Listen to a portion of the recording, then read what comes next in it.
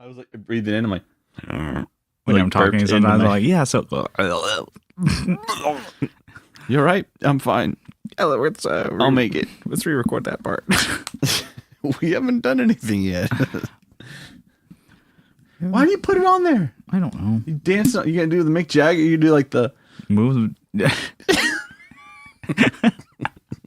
No, that's Aerosmith. Yeah.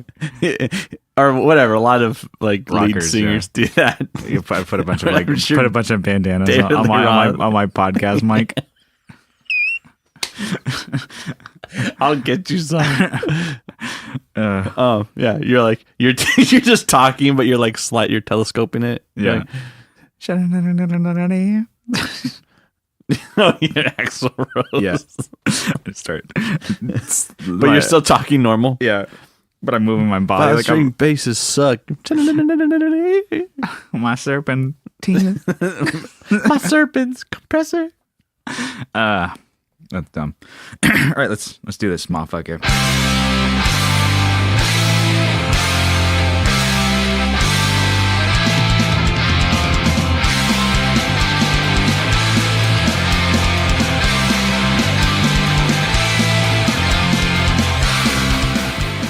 Welcome to the Tone Jerks podcast. I'm your host, Brian Gower, and with me today is Kyle McIntyre. Oh, yeah.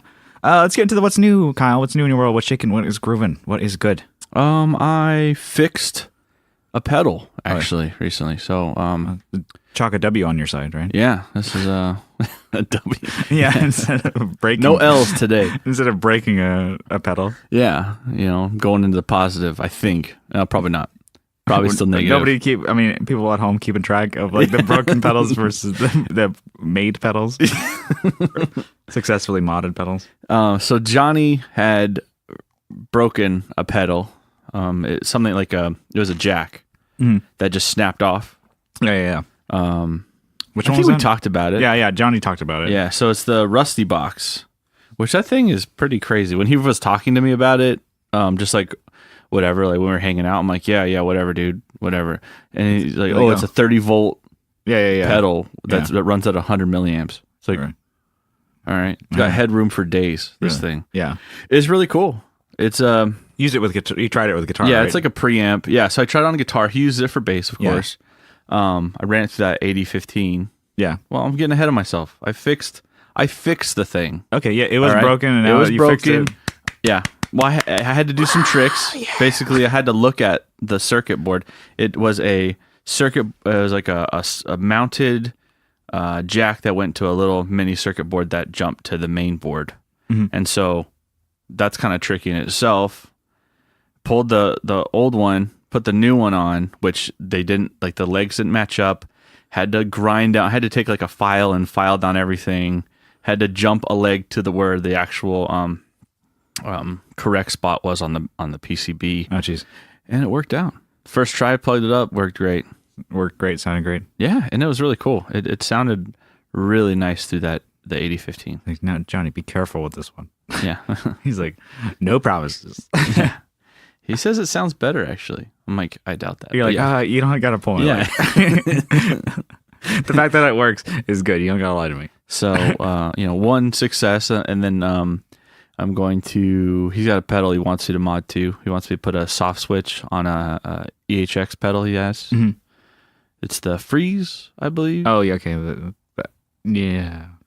I don't know what it has like a ka-chunk kind of switch on it. Yeah, it's pretty clunky, so you hear it through like if you want to be really delicate. Yeah. I don't know what the pedal even does. I watched a demo and like the dude's like playing while he's like pushing down on it, and I'm like, yeah, there's no difference. What are you doing? You're no difference. Your camera quality sucks. I can't.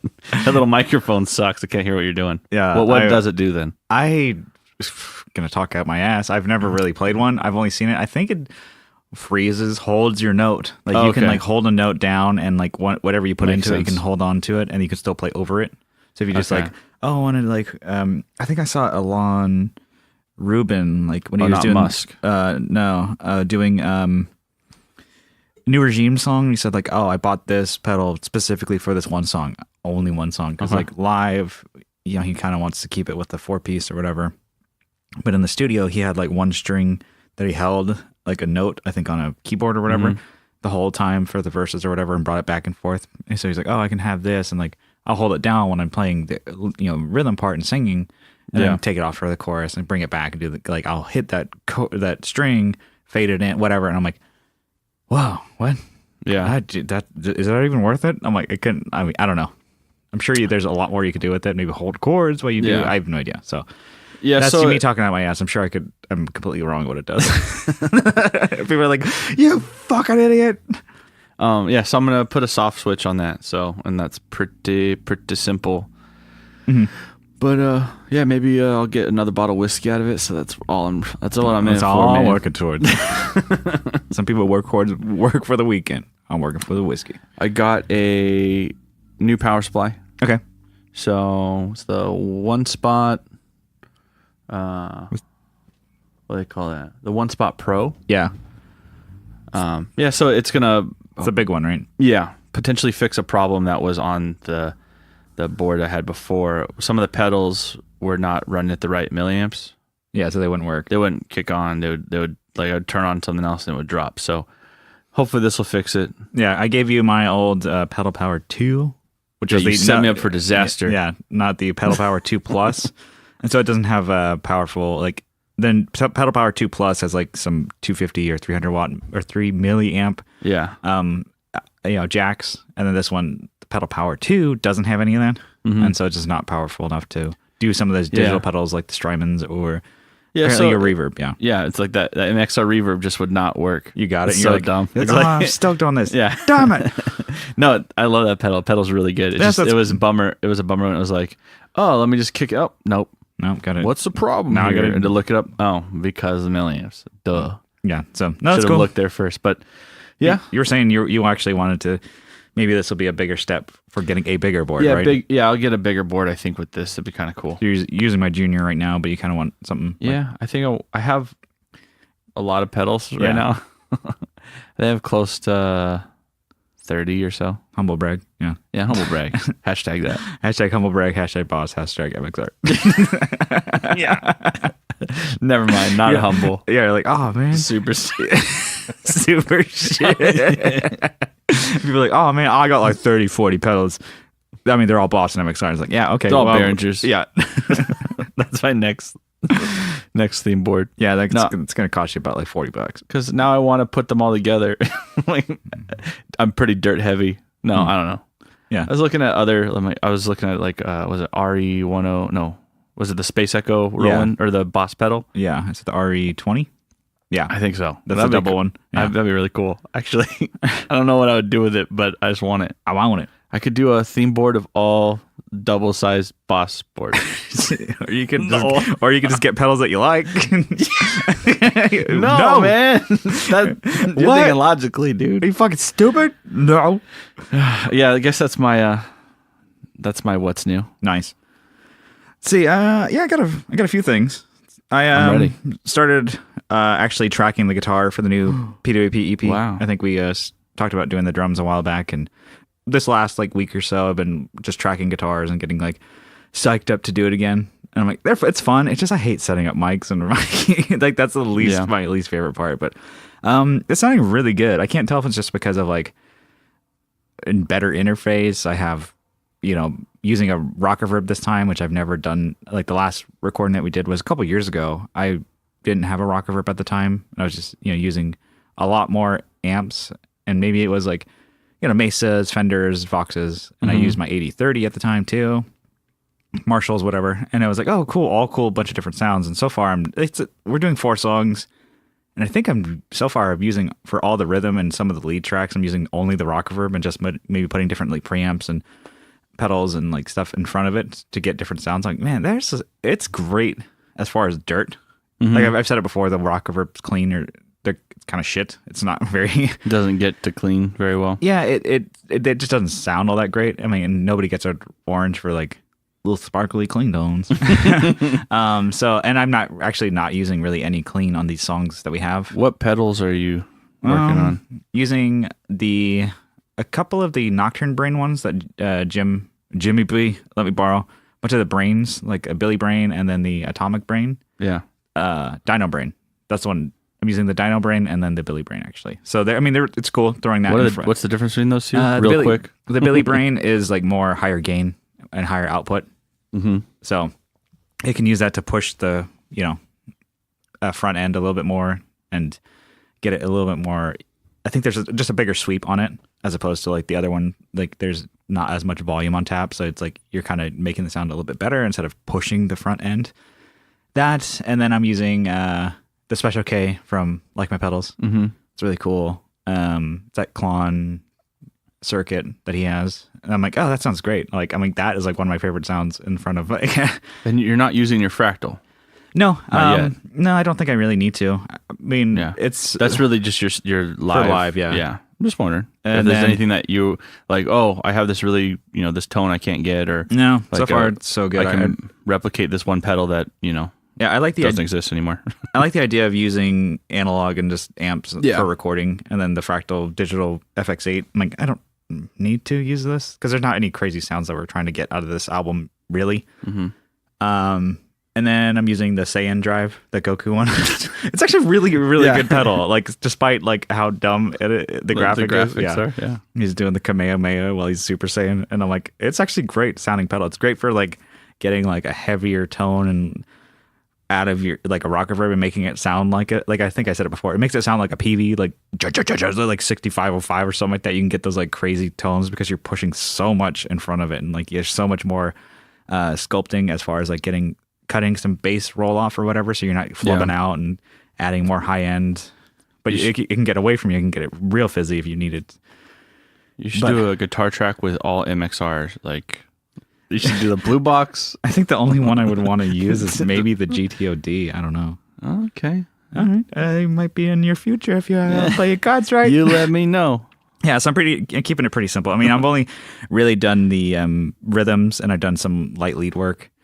And yeah, no, it sounds good. I'm like, it sounds great. I can't tell if it's the rock reverb or like, using the Focusrite is better than what I was using a shitty old Digi Design before to get those tracks. Do you think that you're more like gear focused this time? Maybe, I think so. Maybe a less gear focus too, because I'm only planning on using 2 guitars. It's my blue SG and pink Les Paul, and that's a great thing too because I don't have to fucking tune with the Evertunes. Oh yeah, okay.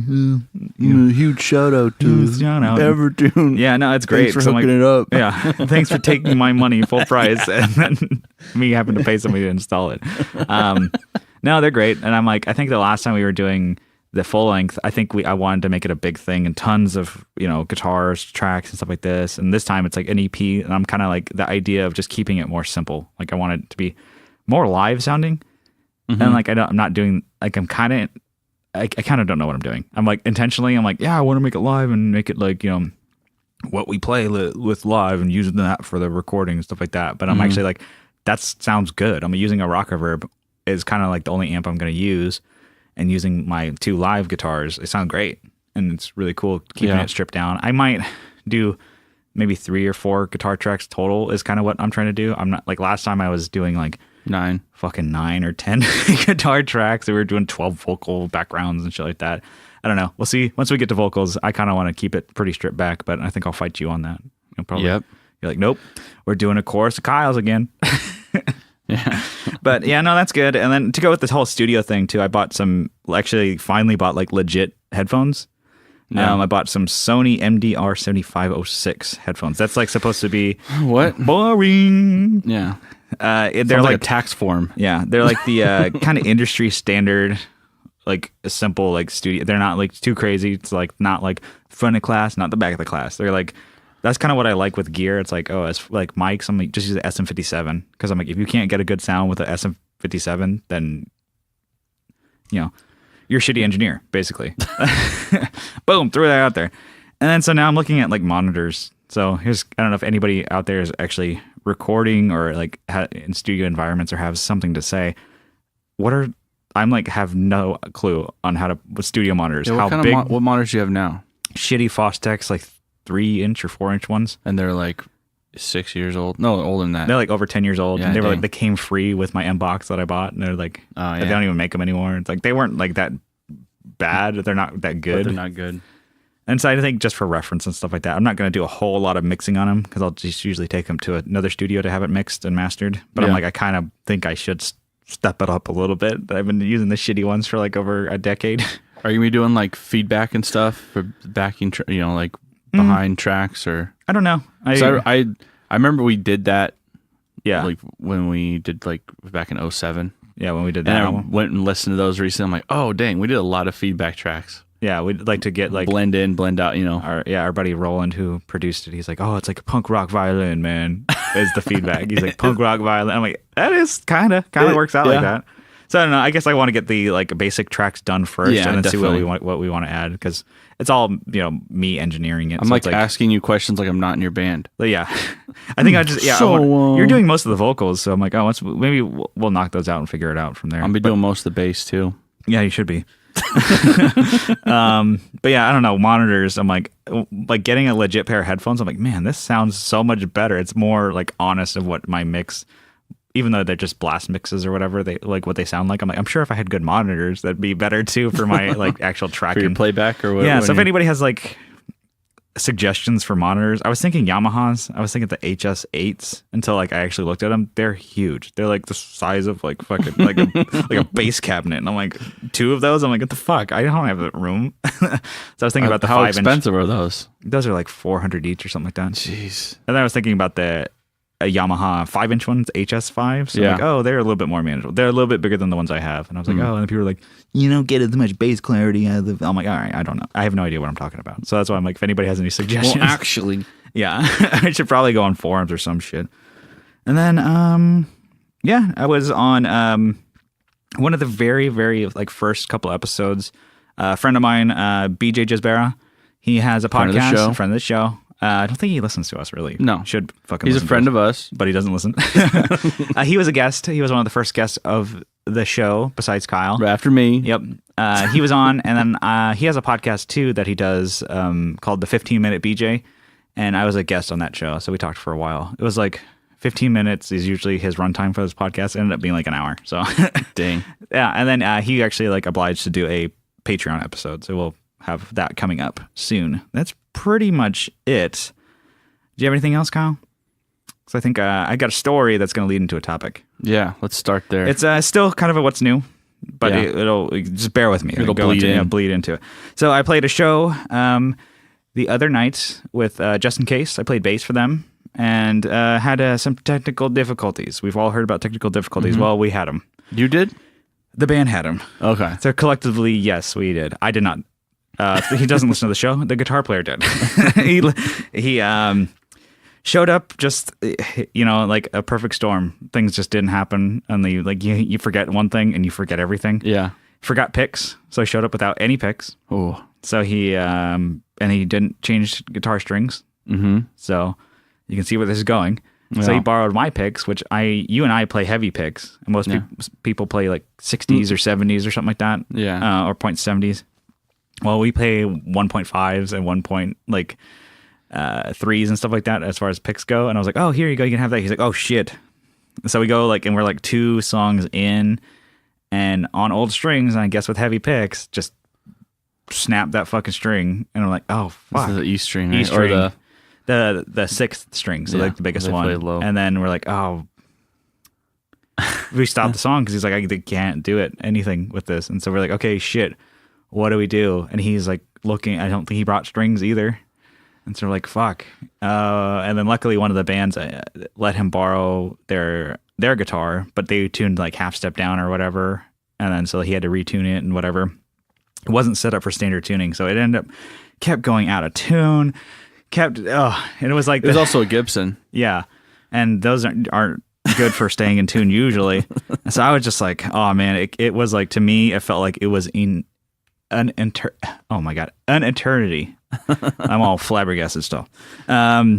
Being up there, I was like, oh my God, what are we gonna do? Like, I'm sure it went in the crowd. People are like, no, it's not that big a deal. Grab another beer while they figure this out. I'll see how this turns out. Sweating. Oh my God. And so it's like, it took forever to change because he didn't know what to do. And so one of the bands grabbed the guitar that was kind of like set off to this, like, they were done with their set, so I think they were gonna put it away. Luckily they didn't. So we were able to switch it out, stuff, whatever. So like, there was like dead time. And so Brian and I did what we could to like do a drum and bass jam a little bit. Some of it was good, and apparently Johnny said some of my bass playing was shit. And then I got compliments from other people. They said, "Oh yeah, you're like a bass player, dude. You're not a guitar player." And Johnny's like, "Well, you sounded like shit up there." He's like, "You did not do a good job." Don't encourage him, folks. I'm like, "Thanks, Johnny." I'm always concerned to him because I had like somebody said, "Man, you're a really good bass player. That drum and bass thing. Did you guys practice that?" I'm like, "No, dude. Kind of just came up with it, like just a rhythm in D and Danny." And then Johnny's like, "Yeah, you were like fucking Ashley Simpson up there. It sounded like shit." No, you fucking dickhead. So we're like, okay, had to just fill in the spot while he like was tuning and stuff like that. So you made the most professional that we could out of that thing. So just like, so that brings, since there was dead time and dead, air, and as a 3-piece band, we had to, get something going, and so that brings me to a topic that I wanted to say, stage banter. Yeah. That we needed it and we filled it in with the dead time. So what's your stance on stage banter? Do you like it? I know some people like to have shows so choreographed that they have no talking, that they just barrel through their fucking set. Yeah. And I think that's always good because like sometimes you talk too much and like, oh yeah, this is like not a fucking comedy show or whatever. Yeah. It's not your like, spoken word show up here. Not like, so where's the fine line? Do you like it? Do you like, what kind of stage banter is cool for you? We obviously have some stories of us doing stage banter and some like spiels here and there, but I'm like, what's your take on it? It can be good if it's done right. I mean, that's that's probably a given, but some people hate it, like you said. If it's quick and it's to the point, you got to tell people what your band name is, where you're from, what, if you have merch to sell, and talk to us at the back. That's like, you don't have to talk about politics. You don't have to talk about like, oh, Mother Teresa, she was a great person. Pour one out for her. Yeah, exactly. But it's got to be to the point. Yeah, you have to like, you have to understand that these people are here to like see music. They don't care about like your failed comedy career, or Well, there was this one time that we saw a show where the lead singer or whatever was like giving like a speech about like very political, very like you can tell like a lot was going on with the climate, and at the time was, where that went, and he was just like battering people with like his like thoughts and opinions and like, fuck this, change the world, do this, do that. I'm like at a bar on a Wednesday night, and you're like, fuck, dude, it's like almost midnight and you're just yelling at us. And he wasn't even saying it into the mic. He was just yelling it at the bar and everybody, like he was like making a stand. I'm like, ooh, these people paid $5 to kind of see a band. I don't know if they want to be yelled at and like brought. Especially if you're a small band. Yeah. I don't think, I mean, I get like expressing ideas and that stuff, but it's like, we are here to see music, right? That, and also I'm like, well, I guess the whole here thing. And see. Well, I guess the whole thing was like the guy was just kind of like, oh, after every song was doing that. I'm like, oh fuck. I like to think like once or twice. I'm like, yet again, feel the room out. Like, okay, once or twice, say what you need to say, I think. But after every time saying like this and that, and I'm like, fuck, man, because there was like a time where it's like I think people were like, yeah, well, this is awkward. I was outside loading gear or whatever. I was like talking to people that had come and seen us, and I was like, oh, they're done. Like that was pretty quick. I walk in, and I like the people like turn. Like I walk in, and like I think it was loud opening the door, and people turn. Shh. You're like, what am I in a fucking library? Yeah, it's and the guy's like, believe in yourself, and you will believe in the world. Yeah, I'm like, oh, okay, like Tom DeLonge. Yeah. The space, man. It's me. So I don't know. It's like, say what you need to say, like, but keep it fucking short. Because it was like, because I remember you were like, it was like a dead time that he was filling with his speech for like minutes. I was like, well, it's been quiet for a long time. Yeah, for at least a couple minutes. It's not in between songs. I'll leave my friends to go grab the rest of the knock gear. This door down. And you're like, kick the door down. I'm calling you out. Yeah. You kick the door open. Saloon door in. Boosh. Yeah, I must have been loud. I mean, it's a squeaky door. So it's like, shh. Like saloon door.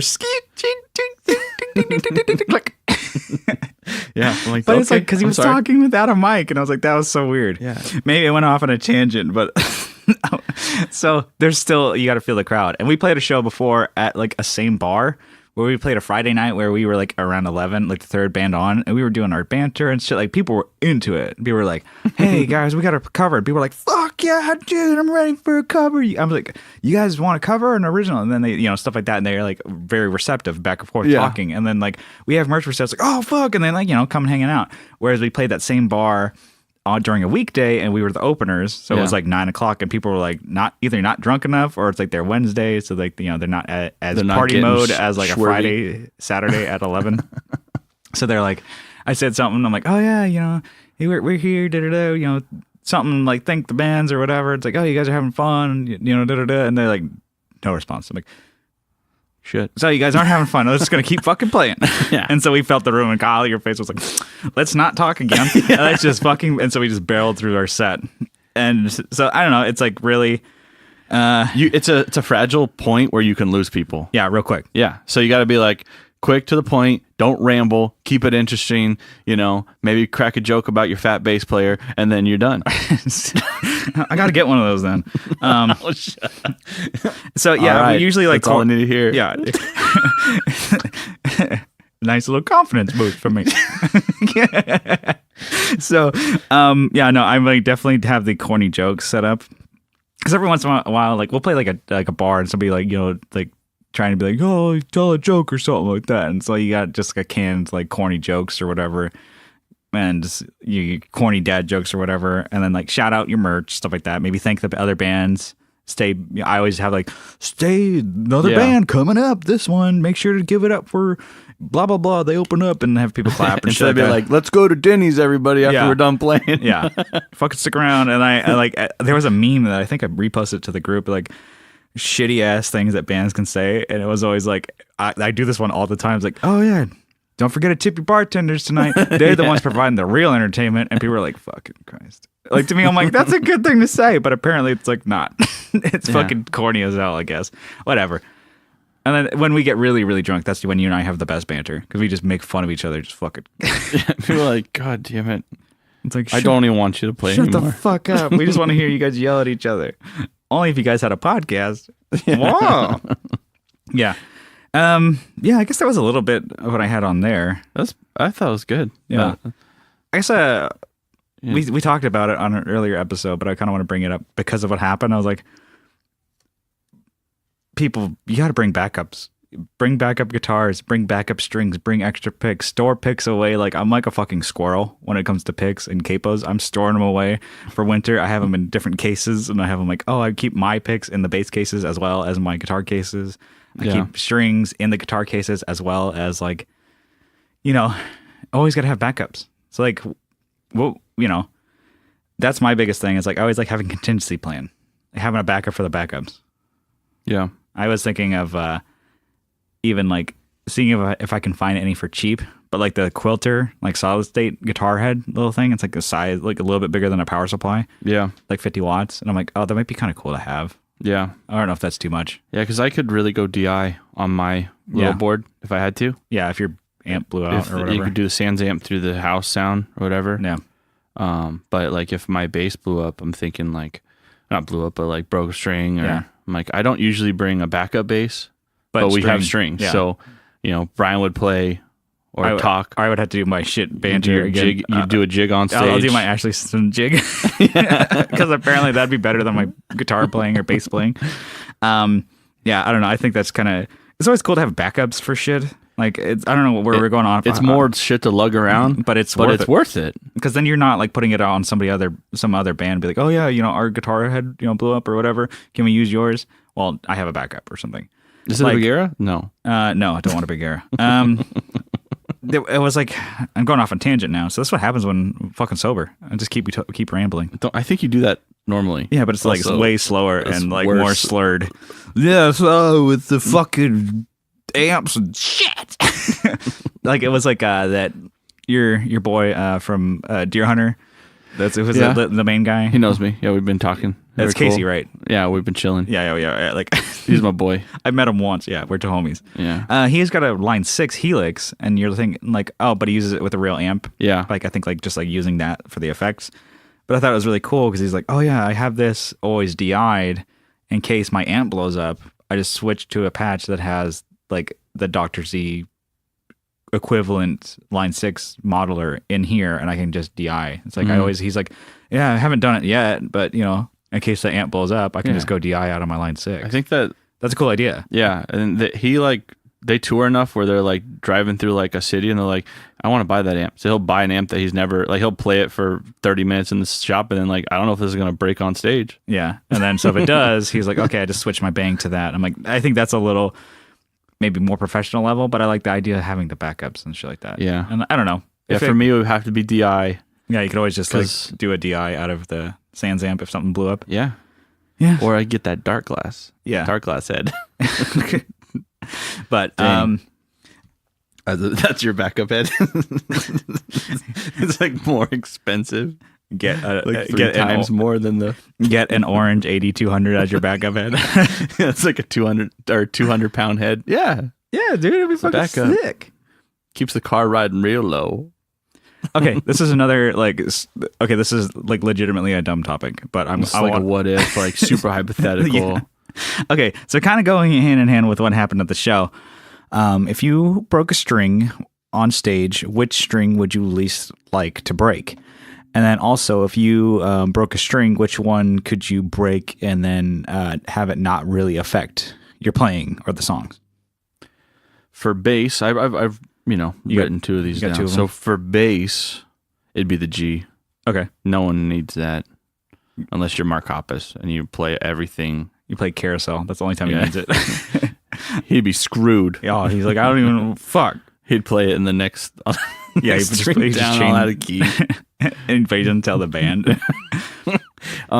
Yeah, so that's an easy one because like for me, I only get there like I think on maybe one song. So you would. I'm playing like a chord, like yeah. If we could just like skip that song then. Yeah.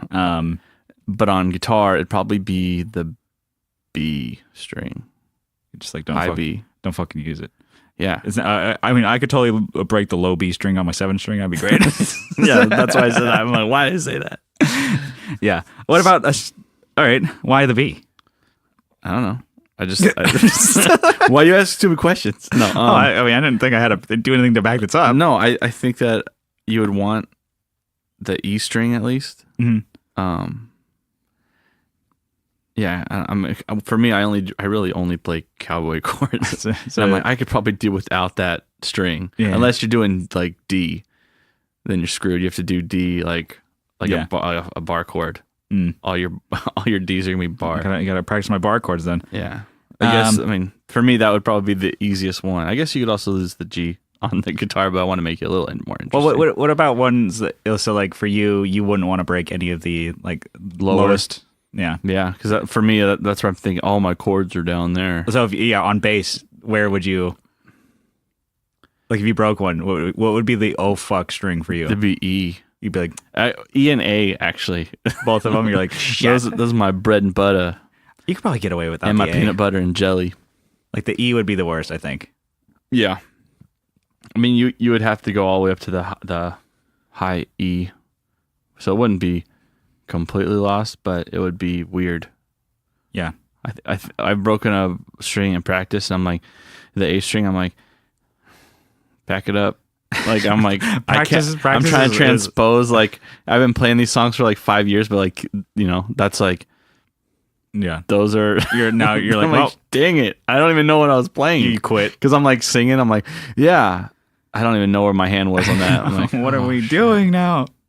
Yeah, some of the songs like for 15 years. It's so ingrained. You're like, yeah, I'm playing the B.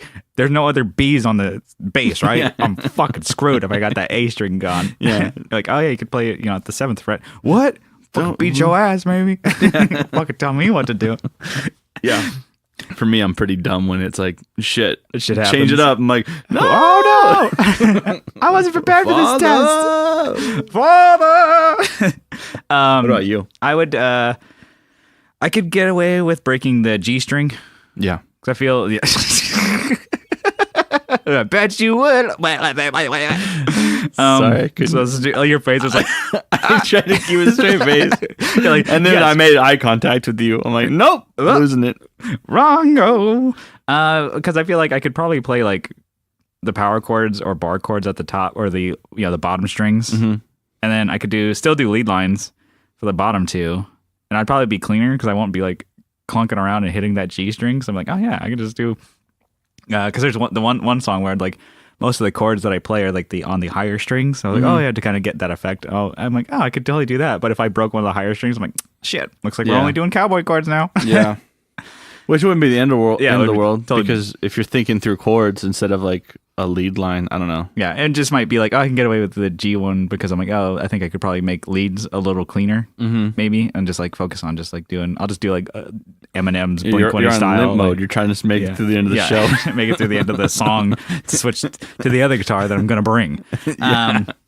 Yeah, I feel like that one for me, and if I did break like the lower E string, that would probably be tough. Oh, I wouldn't want to lose that one. That's for me. I'm like, that's where like I do a lot of my, I play a lot of bar chords and I guess, like the open chords. And I'm like, I'd be screwed because I'm like, fuck. I mean, I would be fine because I'd be like, oh, you're still holding down the actual note. And I'll just play like the other, chords that go along with it and harmonize with it. But I'm like, oh, shit. I'd be bummed. They'd be like, people would definitely be like not getting their money's worth if I didn't have that low E string. Yeah. You're not going to be getting your $5. So we both can lose the G's. Yeah. G's, so I think would be. Next show we have, we're both going to lose them at the same time. It's going to be, yeah. So, snap. Well, we both look at each other and we just silently nod. Okay. You're like, score. I like took a hacksaw to your strings. No, I had mentioned this was a shitty topic because I got an even dumber part of the question. Buckle up, buddy boy. So if you had to break and or lose a finger on your fretting hand, which would you not want to lose? Not want to lose? Yeah, which would be like the least desirable lost finger. Least desirable. It would probably be, or it might be easier because I have another part to the question. Which could you do without? I could do without the ring finger. Really? That's like first to go. Yeah, you can still get a lot done with that. Yep. Definitely. Do you use your pinky a lot? I do. Really? I use it a lot. On bass? It's like, it's more dexterous than my ring finger. What? Yeah. Well, like your ring and your middle finger are like connected. The pinky is like, that's my strong hand. Yeah. Like I can't do a lot of shit without it. Or I can't do a lot of shit with it compared to the ring. Yeah. To me, I would chop out the pinky. Boom. Yeah. I mean, I understand that. I guess, yeah, Simpson style. Four fingers. Boom. Oh, I thought you were Yakuza style. You could join. You're like prerequisite to join. I already did it, guys. Chopped off a finger. I got it. It's done. But yeah, for me, it's ring. It's not strong. It's not my strong finger. Yeah. It's not very dexterous. Mm-hmm. And this is like the ugliest finger on my hand, so I could go. It would be good to get rid of. It'd be even uglier. It'd be my ugly one, so I get rid of that. It's just a stump. Yeah, it used to be my ugliest. Yeah. No, it still is. Yep. Now it's just your stump finger, just like, chop it off. Well, what would be one that you wouldn't want to lose, like if you're playing bass? Probably my middle finger. That's your lead. That's like I can crank down with that one, with that hand. Mm-hmm. Yeah, I'm making chord shapes now. I'm like, no, I could totally do without the pinky. I could play like almost all the power chords without it. I can do most. You couldn't. Some bar chords would be tough. Yeah, and like leads, I'm play most of them with the 3. You would learn. I mean, you wouldn't want to do. You'd adapt. Yeah. You would evolve. You would have to, or you die. You wouldn't want to lose your thumb either. No, yeah, you'd be screwed. That's why I don't think it was like, no, definitely not thumb. Yeah. But I'm thinking like in terms of bowling, you probably don't need your. Wait, are we bowling? Wait, are we playing? I guess I mean, are you a bowler? You wouldn't want to? No, but I could be. Yeah, I don't want to lose that. Never been. Could have been a bowler. You love bowling? Never been bowling, but I could have been. Yeah, that was not my best topic, but I liked it though. Yeah. So okay, so. Sum it up, I could just chop off my pinky. I don't think I would. I don't know. I wouldn't want to lose either of my 3 other ones. Like it would fuck me up if I didn't have those. Yeah, like no more. You get no more. I just quit. This may be a gross topic, but one of my uncles lost 3 of his fingers. Oh shit! And he worked in a factory. Yeah. And he got his hand stuck in a machine, and then instead of reversing the machine, they kicked it on again and it ripped the fingers off. Ooh. Yeah. But he plays violin stuff, so played. I think he's dead now. I think. Jesus Christ. Bring down the tone. No. What? He didn't die from that. He lived a full life. Yeah. So he did. Was it uncle? on his, this is my grandmother's. It's not really my uncle. It's my grandmother's brother. Was it on? He lost the fingers on his left hand. So like yeah. Is it fretting? What is that called for violin? Yeah, for sure. It's the same thing. It's not a fretboard, but it's a fingerboard. So okay. It's fingering. Your face. I'm like, God, don't say it. Don't say it. You're like, no stopping. Once you pop, you can't stop.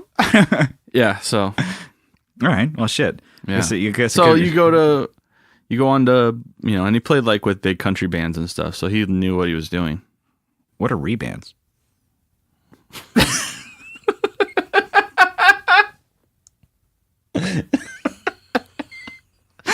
Gower is fucking shitty today. You're on a roll today. Man, I think it's because of all the non-booze. All the fresco and water. All right, Kyle, you had a topic that you wanted to bring up. Yeah. Let's hear it. Could be a short, simple. I mean, it just all depends. It's what's better, the original or the sequel? So this could be movies. It could be ice cream, like whatever you like, sure. Brian.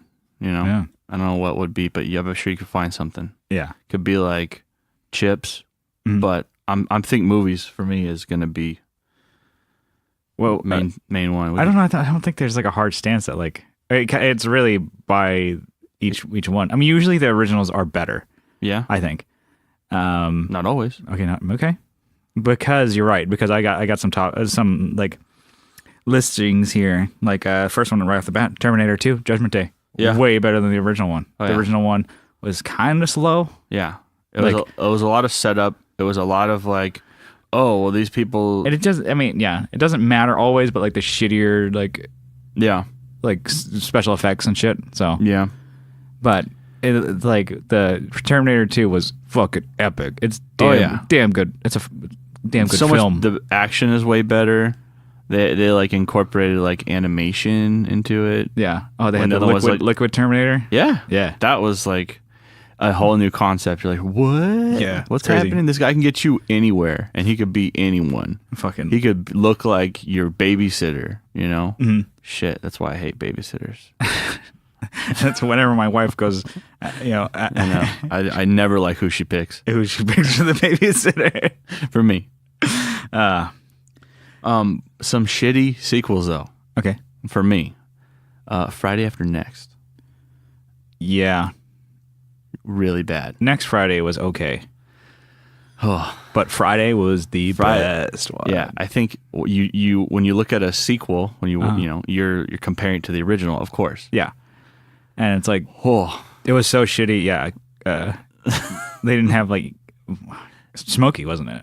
No. Because he probably was like, nah, you know what? No. We're not good. Friday is so good. Yeah. And next Friday was okay. It's like constant. It's kind of still stupid. Yeah. It's stupid, but it's not as good. Yeah. Still not as good. Yeah, not really. Like that stupid story. Like, yeah. It's not like the storyline. You have to like, wait a minute. There is a storyline here, right? Because there's so much shit's happening. Yeah. It's like every chance he like sits back down in his chair, it's like, oh, something else is happening. Yeah. Oh, he gets locked outside of his house. Oh, yeah. Back sitting in the chair. It's like, what's going to happen next? Riveting. Yeah.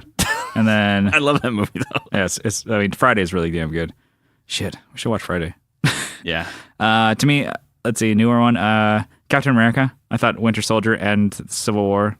Yeah. Like that was the second and third one. Yeah. Were so much better than the first. Like the first Captain America, like the first Avenger. I'm like, this is kind of fucking boring. Yeah, I think the first one, like with a lot, like we said earlier, a lot of setup.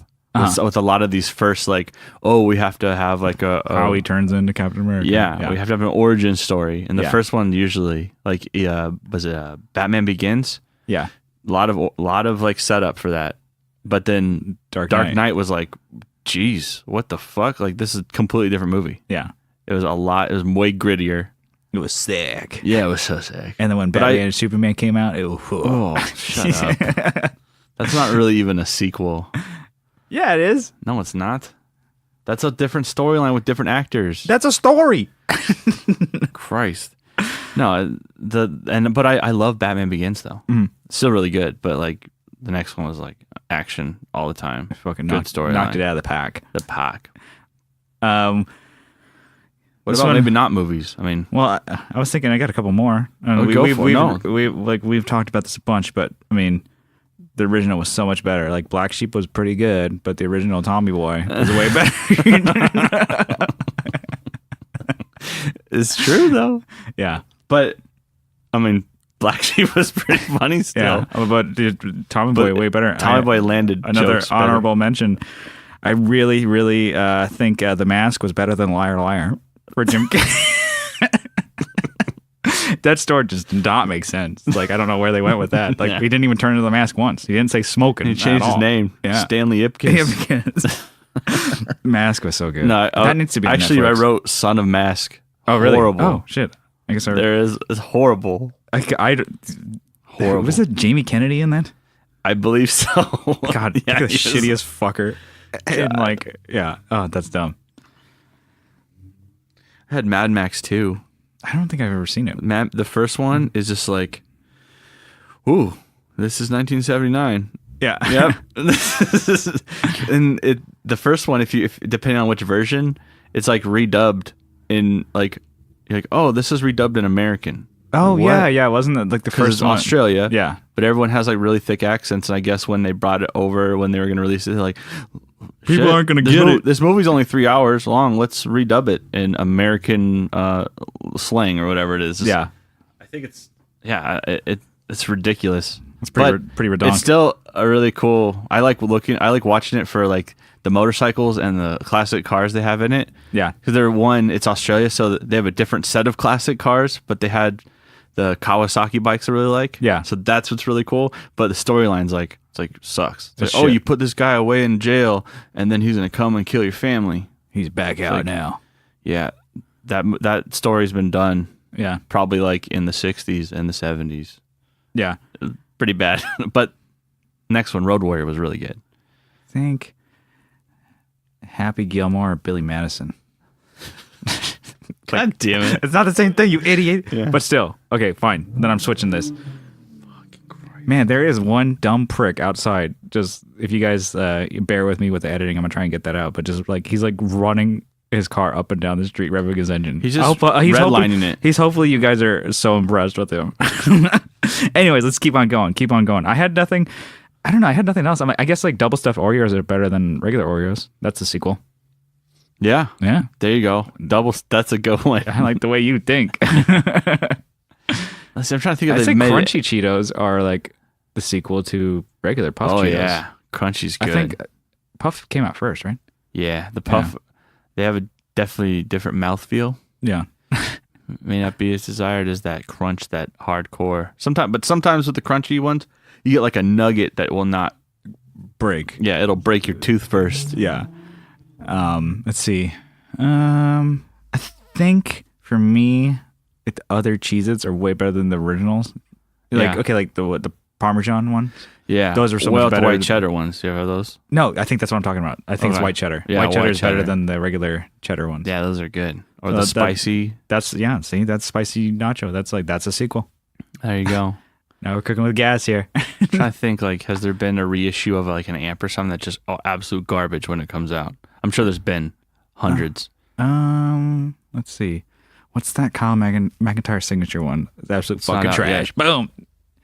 No, actually, amps. Yeah, my one of my favorites. Rock Reverb. Mark 1 was okay. It was pretty good. Yeah, it made waves, but the FX loop wasn't that good. There was, Clean Channel wasn't really that good.